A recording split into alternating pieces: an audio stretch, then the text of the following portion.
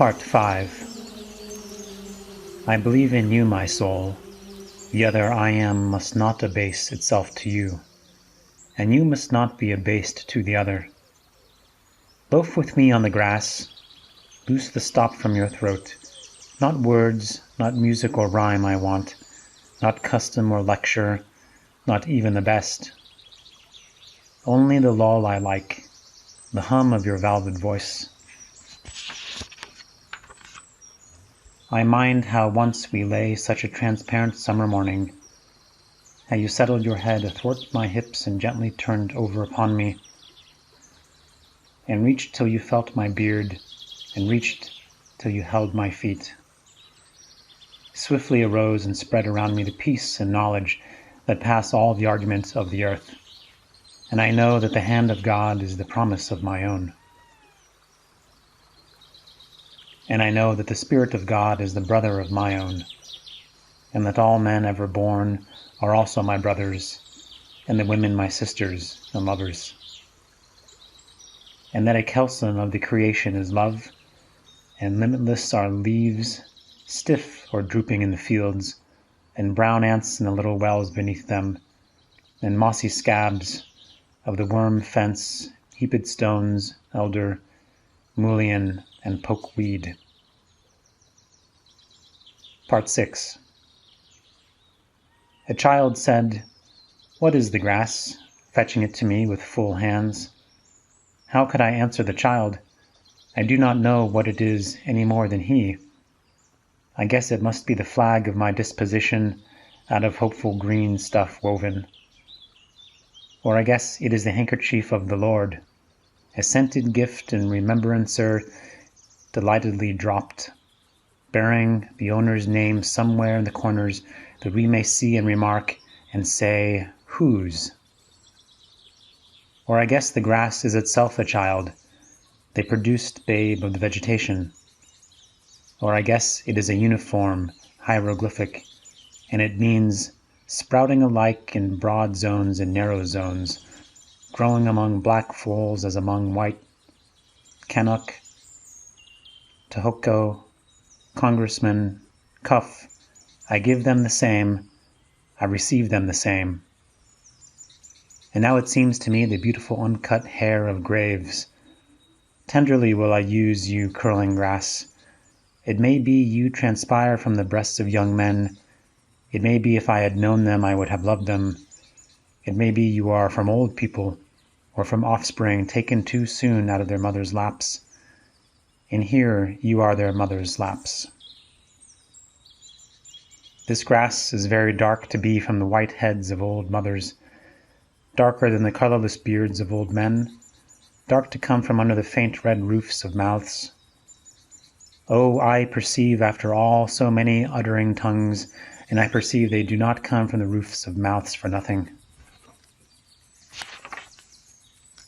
I wish I could translate the hints about the dead young men and women, and the hints about old men and mothers, and the offspring taken too soon out of their laps.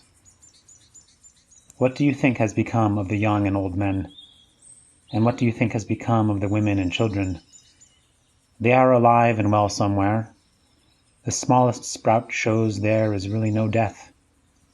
And if ever there was, it led toward life, and does not wait at the end to arrest it, and ceased the moment life appeared. All goes onward and outward, nothing collapses, and to die is different from what anyone supposed, and luckier. Part 7. Has anyone supposed it lucky to be born? I hasten to inform him or her it is just as lucky to die, and I know it.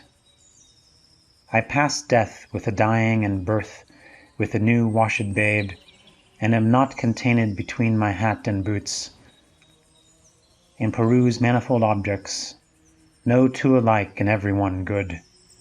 The earth good, and the stars good, and their adjuncts all good. I am not an earth nor an adjunct of the earth. I am the mate and companion of people, all just as immortal and fathomless as myself. They do not know how immortal, but I know. Every kind for itself and its own, for me mine, male and female, For me, those that have been boys and that love women. For me, the man that is proud and feels how it stings to be slighted. For me, the sweetheart of the old maid. For me, mothers and the mothers of mothers. For me, lips that have smiled, eyes that have shed tears. For me, children and the begetters of children. Undrape. You are not guilty to me, nor stale, nor discarded. I see through the broadcloth in gingham, whether or no, and am around, tenacious, acquisitive, tireless, and cannot be shaken away. Part 8. The little one sleeps in its cradle. I lift the gauze and look a long time and silently brush away flies with my hand. The youngster and the red-faced girl turn aside from the bushy hill. I peeringly view them from the top. The suicide sprawls on the bloody floor of the bedroom. I witness the corpse with its dabbled hair. I note where the pistol has fallen. The blab of the pave, tires of carts, slough of boot soles, talk of the promenaders, the heavy omnibus, the driver with his interrogating thumb, the clank of the shod horses on the granite floor, the snow sleighs, clinking, shouted jokes, pelts of snowballs. The hurrahs for popular favorites, the fury of roused mobs, the flap of the curtained litter, a sick man inside, borne to the hospital, the meeting of enemies, the sudden oath, the blows and fall, the excited crowd, the policeman with his star quickly working his passage to the center of the crowd, the impassive stones that receive and return so many echoes. What groans of overfed and half-starved who fall sunstruck or in fits. What exclamations of women taken suddenly who hurry home and give birth to babes. What living and buried speech is always vibrating here. What howls restrained by decorum. Arrests of criminals, slights, adulterous offers made, acceptances, rejections with convex lips. I mind them, or the show of resonance of them. I come and I depart. Part 9. The big doors of the country barn stand open and ready. The dried grass of the harvest time loads the slow-drawn wagon. The clear light plays on the brown, gray, and green intertingled.